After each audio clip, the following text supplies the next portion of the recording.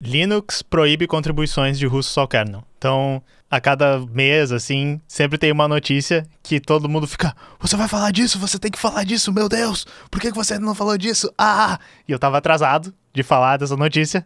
E finalmente nós vamos, tá? Olá, comunidade de software livre. Sou eu, a política. Prazer. Ouviram falar de mim? Agora, nós vamos ter que conversar sobre política. O que aconteceu?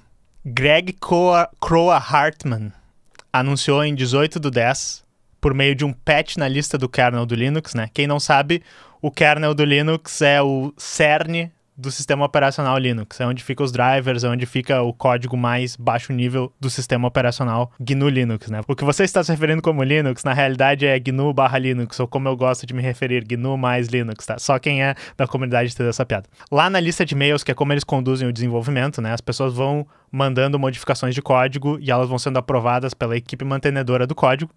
Ele postou essa mensagem e ela foi extremamente difícil de entender, extremamente críptica. Foi postada assim, ó: removendo algumas entradas, e seria linhas, né, de um arquivo de mantenedores, de acordo com vários requerimentos de compliance. Essas pessoas, né, podem voltar no futuro se documentação suficiente for apresentada. Essa é a mensagem que estava lá, e ele removeu, eu acho, 11 desenvolvedores, todos russos, da lista de mantenedores, ou seja, eles não poderiam mais, né, fazer esse processo que eu estava explicando, que é pegar o código das contribuições, revisar elas e colocar elas dentro do kernel do Linux, que é esse projeto aberto de software livre. Na prática, isso pegou todo mundo de surpresa e foi feito totalmente a moda caralho, a modo foda-se, deixando muitas pessoas confusas, não entenderam o que estava acontecendo.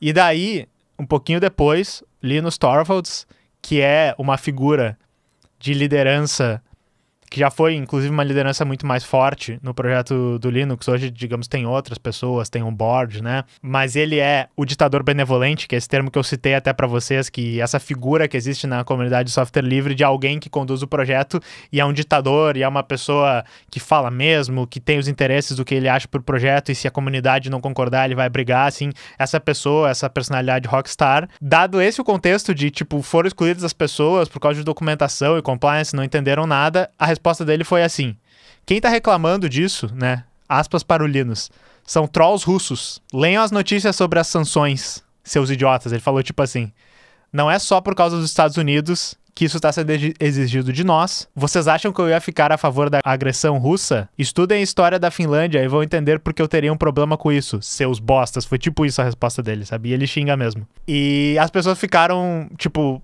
já sacaram, né? Daí principalmente o público sacou: ah, ok, isso tem a ver com a guerra na Ucrânia, tem a ver com sanções dos Estados Unidos e da OTAN contra a Rússia, mas agora ficou um pouquinho mais claro, né? E daí eu trouxe uma mensagem bem redigida por outra pessoa na lista de e-mails lá do Linux, agora explicando que deveria ter sido a primeira e única mensagem sobre a situação, que explicava: as empresas às quais essas pessoas trabalham estão na lista de sancionadas pelos Estados Unidos por causa da guerra na Ucrânia. E daí ele também fala: vamos torcer que a gente não tenha que remover os patches dessas pessoas, ou seja, que a gente não tenha que remover o código efetivamente que essas pessoas contribuíram para o Linux. O mais estranho dessa situação é que foi feito muita moda caralha. O Linus não ajudou nada com essa resposta dele, xingando as pessoas, dizendo que eram trolls russos, porque, assim, aparentemente, essas sanções, elas já foram assinadas logo no início da guerra, há 2 anos atrás. Já era esperado que a data que essas pessoas vão ter que ser removidas ia chegar, que na realidade, se não me engano, é dezembro. Tava lá na lei. Digamos, o kernel do Linux não vai mais poder aceitar contribuições, porque a sede da fundação do Linux é nos Estados Unidos, e são pessoas que estão associadas a essas empresas apenas. Então,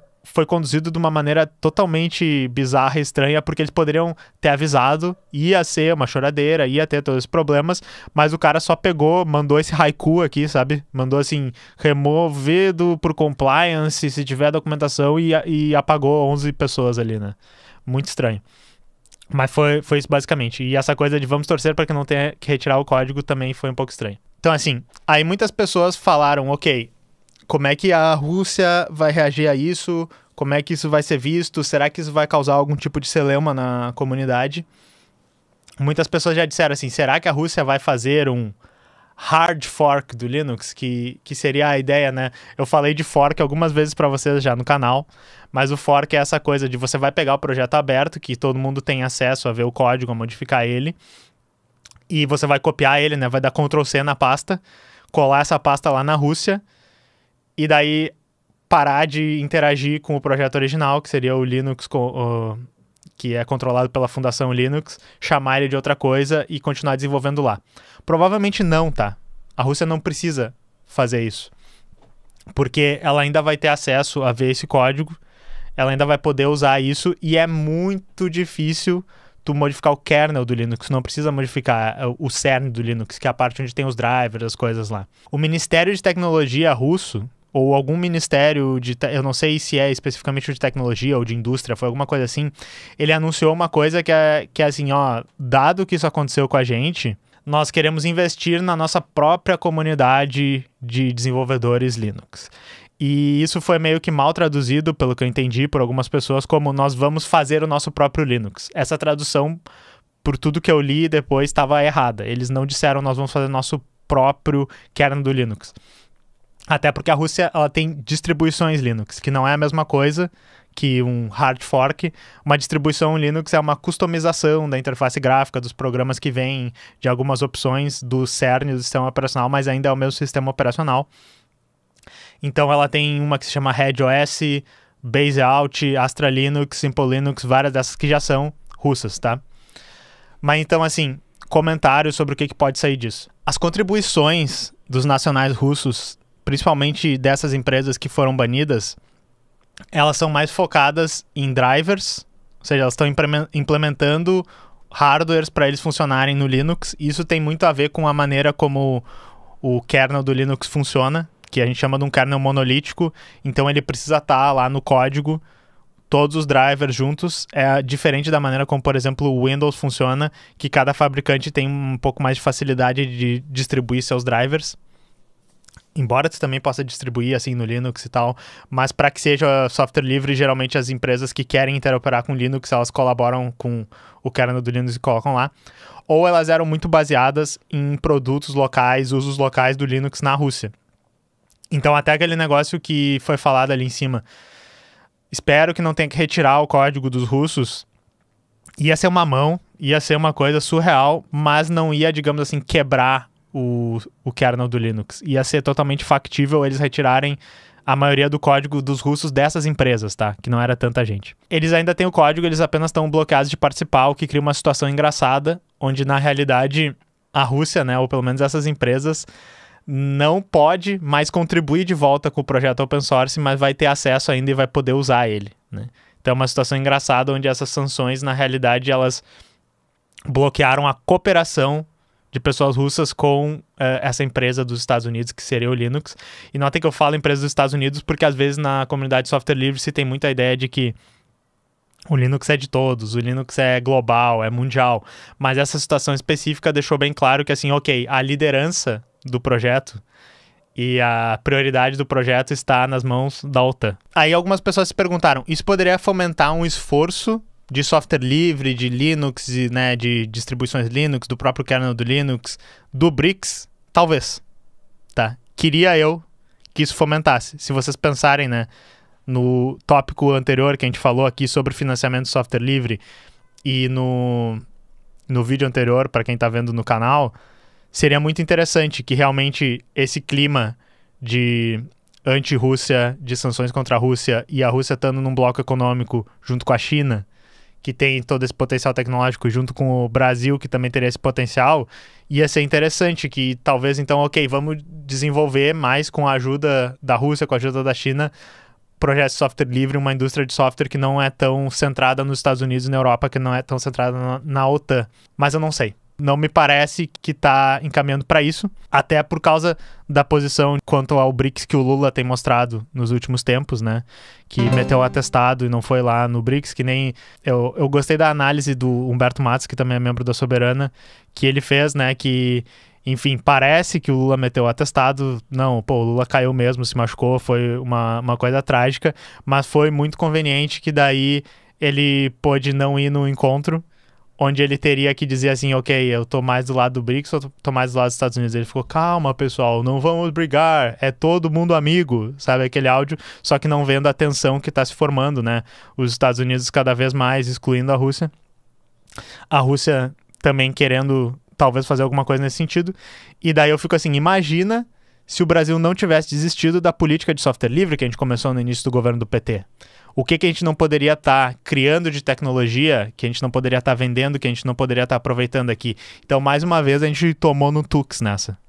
Eu fico muito triste. E daí eu também, um vídeo que eu acho que fala um pouco sobre esse sentimento, eu vou reiterar o que eu falei no vídeo aqui, mas que é um vídeo que tinha outro assunto, mas eu sinto que é a mesma coisa que nós estamos falando, é esse aqui do canal, que é A Internet Irá Se Fragmentar. Nesse vídeo, eu tô comentando sobre o ICANN, que é o órgão que cuida dos endereços, e ele é um órgão mundial, ele cuida dos domínios de internet, né? Do .com, .com.br, .org, todos. E ele tem uma gestão colaborativa em que ele distribui para os países os domínios deles, né? Então a Itália fica com o .it, Suécia fica com o .tc, Brasil fica com o .br, todas essas coisas. Mas ele é muito centrado nos Estados Unidos, na política dos Estados Unidos. E nesse vídeo eu falo que assim, olha, eles estão dando a entender que China, Rússia, eles estão querendo quebrar a ideia da internet, que eles literalmente descrevem como se fosse mágica, que esse lugar onde todos os países cooperam, porque ela é uma coisa acima dos países, ela é uma coisa acima da política, que a gente deveria respeitar isso, porque daí a gente vai poder ter livre troca de informação, a gente vai poder ter o acesso a todos os países, sabe? Por favor, países, não boicotem o trabalho de cooperação que nós estamos tendo aqui na internet. E o que eu falo é que, assim, o clima mundial que a gente tem hoje é um clima de que isso vai se fragmentar. E quando a internet surgiu, o clima era mais para esse do que para um clima de cooperação. A internet ela foi feita para ela ser esse protocolo que funciona tendo grandes polos desconectados. Ela foi pensada como uma grande rede de pequenas redes que nem sempre iam estar conectadas, que nem sempre iam conseguir chegar nas outras. E nesse vídeo eu falo que assim, ó, eventualmente os Estados Unidos vai dizer, eu tava falando da China, pô, a China fez um negócio que não dá. Nós vamos cortar o acesso da China à internet, parecido com as sanções que eles colocaram na Huawei e outras empresas chinesas que eu não lembro, tem a empresa dos drones lá, as empresas dos roteadores também. Parecido com essas sanções, eventualmente os Estados Unidos ia dizer, não dá, nós vamos cortar o acesso da China para a internet. E eu sinto que é exatamente o que está acontecendo aqui. Os Estados Unidos estão dizendo, não, ó, cessou de cooperação com a Rússia, vocês não podem mais participar. E o que várias pessoas do software livre, que por isso que eu fiz a piadinha, né, bem-vindo, sou a política e tal. Então é assim, gente, mas o Linux é um projeto do mundo, é um projeto de todos, é um projeto que está acima de estados nacionais, que está acima disso. E eu tô dizendo, pessoal, não está.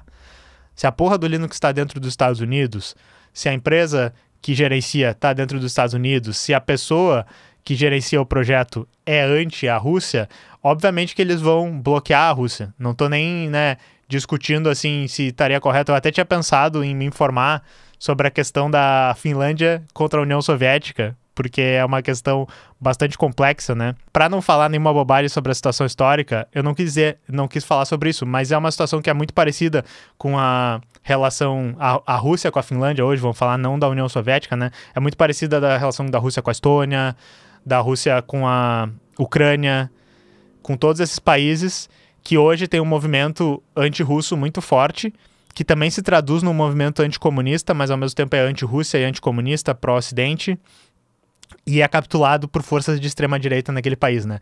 Mas assim, olha pessoal, essa é a geopolítica dentro do projeto de software de vocês, e eventualmente isso vai acontecer cada vez mais, que é o que eu tava querendo dizer aqui, né? Não sou eu que tô dizendo que a China deveria se excluir dos Estados Unidos, que a Rússia deveria se excluir dos Estados Unidos. O que eu tô dizendo é que isso vai acontecer. Isso vai acontecer. E inclusive, uma coisa que eu falo, soberania tecnológica, soberania da informação, da sua internet, também vai passar por boicotes dos Estados Unidos, da Europa, da OTAN com o Brasil. Se o Brasil resolvesse assim, não, nós queremos usar apenas tecnologia que é feita por nós e que nós confiamos. Nós não queremos que as Big Techs dos Estados Unidos tenham acesso aos nossos dados. Isso vai ser visto como um ato passível de retaliação, de sanções, de bloqueios. E eu acho que cada vez mais, que nem o Lula vai ter que escolher um lado e vai dizer assim, tá, ok, eu vou apoiar os Estados Unidos nesse conflito ou eu vou apoiar o BRICS. né? Vou apoiar a OTAN, vou apoiar o BRICS. Eventualmente, a internet também vai acontecer isso, os projetos de software também vai acontecer isso, e a gente vai acabar dentro de um lado ou de outro. E isso vai ser muito bizarro. A gente vai perder acesso a partes da internet, provavelmente vamos perder acesso a alguns projetos, ou pelo menos o acesso facilitado. E esse vai ser o nosso novo mundo, um novo mundo provavelmente de Guerra Fria, de muita política no software. Então é basicamente isso que eu acho sobre isso. Eu não sei se eu fui coerente aqui no final, mas é isso que eu penso sobre essa história. E o que eu tenho a dizer é melhor a gente começar a se politizar, devs. É melhor a gente começar a se politizar, povo do software livre, povo que gosta de tecnologia, porque se a gente não se politizar, a política mesmo assim vai afetar a nossa vida, sabe? É o negócio que botaram no comentário esses dias, acho que foi o menino Maoki de Luffy lá, né? A política, né, é que nem a eletricidade. Tu pode dizer que não quer falar de eletricidade, mas tu vai levar choque mesmo assim. A mulher que criou o Sci-Hub não é da Rússia. Ela não é Rússia, ela é Kazakh, não é? Alexandria Elbakian, tô errado? Acho que é. Inclusive, é um conteúdo que eu quero fazer aqui no canal, tá? Falar sobre a história da Alexandria Elbakian, grande guerreira do conhecimento livre. E se vocês forem no Sci-Hub agora, vocês vão ver que na chave, no bico do corvinho, tem uma foice e um martelo. Vocês já viram isso? Já agradeceram a Alexandria Elbakian por ter ciência no Brasil hoje?